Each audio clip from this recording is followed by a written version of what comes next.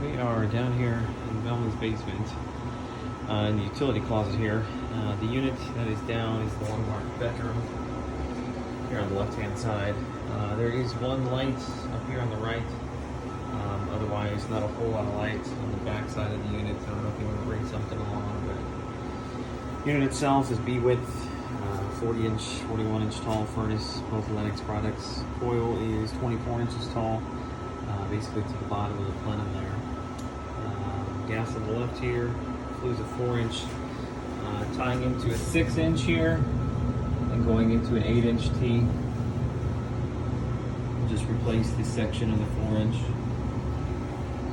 Electrical here on the left.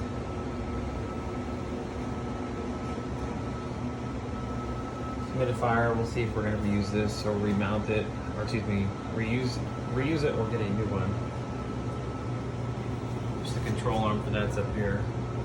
The return itself is a 10 by 25. It's about 5 inches, a little over 5 inches between the return drop and the side of the furnace. There is room we could scoot the return drop to the right if we wanted to make up a little more space for the April air box.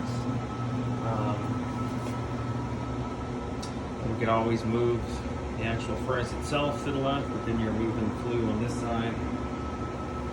I don't know, we'll see what we want to do with that. Drain is right in front of the unit here. Line set's running up. It's actually an unfinished part of the basement back behind here. Which the line set, if we had to pull it, we could. It's just running to that back wall over there. But it appears to be in good shape. I don't think that's something we're going to have to deal with. A little tight on the back. Otherwise, good spacing around.